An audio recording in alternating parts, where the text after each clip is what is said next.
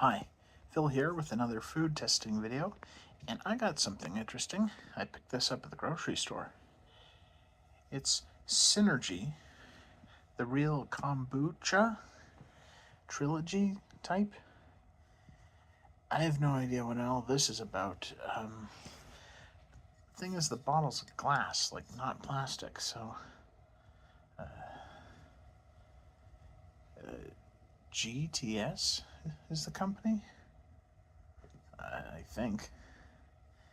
Very strange. Never pasteurized? It's very odd. 9 billion living cultures. I'm pretty sure they're referring to bacterial, microbial sort of cultures, not like society cultures, because there are not even 9 billion people on the world, last I checked. So you're saying each one of those is like a living society? I'm pretty sure they're talking about bacteria. Renew, reclaim, rekindle, all these buzzwords. It's written all over this thing. I did find it aesthetically pleasing. The bottle and such. It's neat.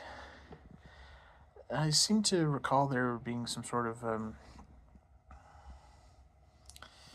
well, I looked up a document on this subject, and hang on a minute. Let me just see if I can adjust my phone. Find the yeah. So I looked it up online, and it says here it's made with slightly fermented cultures and such. Slightly, but the basis sort of substance is tea, but then it's got lots of bacterial cultures. That sort of terminology, it always seems a bit more ominous than what's really happening. Because I like cheese. I've tried tofu before, and I've tried beer before. These things require fermenting, and there's got to be bacteria involved in there somewhere, like cultivated stuff like yogurt and such. Artificially crafted, it says here. Traditionally fermented for weeks, not days. Made with heirloom Himalayan cultures. The Himalayas. Billions of living cultures. 30 years of sacred fermentation. This thing, like, based on something from the Himalayas, this is very exotic. I'm just reading it out. Raw is real. When heated, filtered, or from concentrate, kombucha's innate natural integrity is forever. What? Innate? Hang on a minute. Let me try and read this quote out from GT Dave, the founder. Raw is real. When heated, filtered, or from concentrate, kombucha's innate natural integrity is forever compromised. See the proof for yourself at the bottom of every one of our bottles. Scan the QR code to learn more. Oh. Now that you mention it, there is just the slightest bit of opaque particulate stuff. Says it gets worse if you boil it or anything, so I guess I gotta take this raw and cold out of the fridge. This is a first for me. As far as I can tell, it's basically just a gimmicky sort of iced tea manufactured by GT's Living Foods. I mean, this came from the store, so it can't really be all that exotic, but I mean, this was like real Canadian superstore, so this is like a regular grocery store like usual. I'm sure the actual quality of it is fine. It's just I'm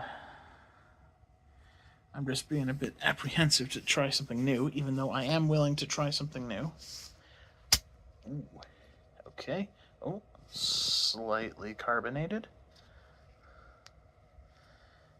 Hard glass bottle. But that's good because I can reuse the bottle later, as I've been collecting quite a few of those, glass bottles full of hot sauce, which I intend to reuse the bottle. Peculiar sort of smell. Pungent, almost like alcohol, but now I'm on the fence. From what I understand of the laws set in place, alcohol absolutely can be sold at grocery stores and convenience stores anywhere, as per the new laws that are in place. But if it was alcoholic drink, it'd have to be marked.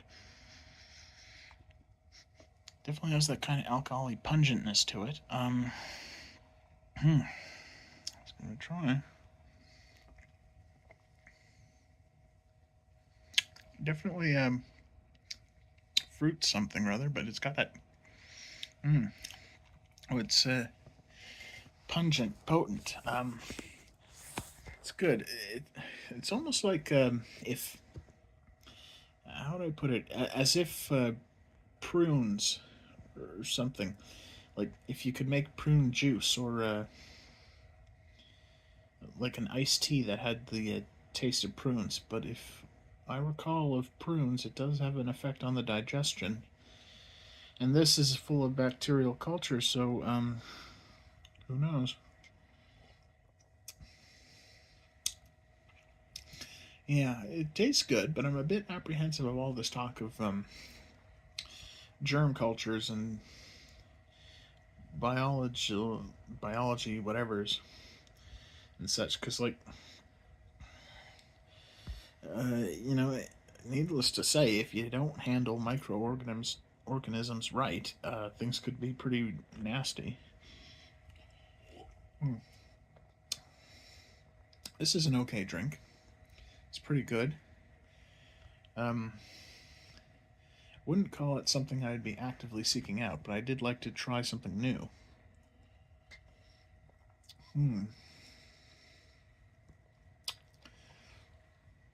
Okay.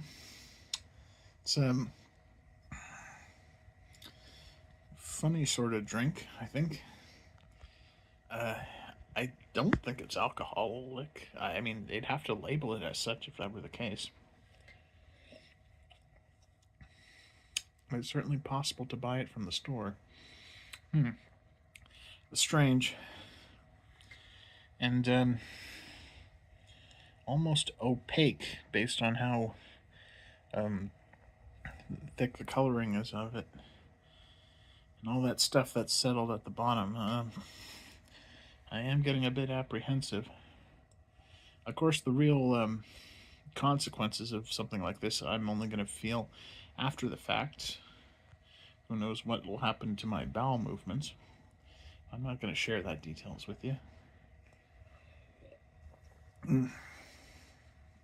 It's an okay drink.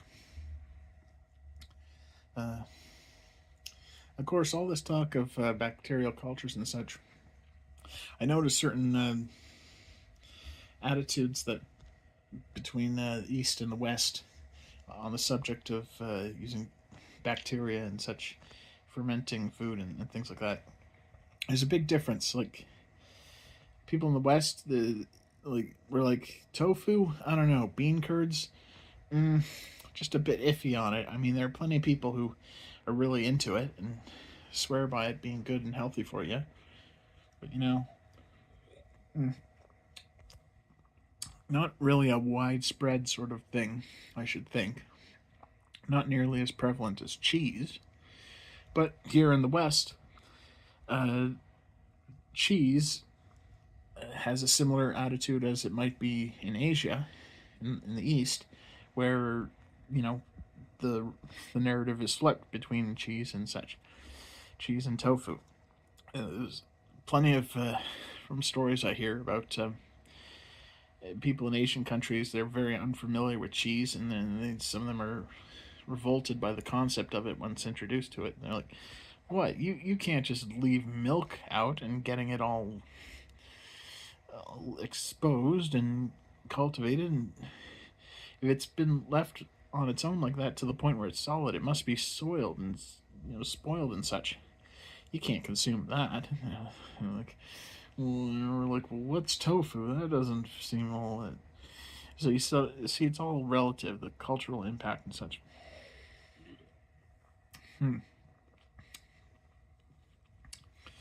Yeah. And some people, they've never tried milk even once in their life. And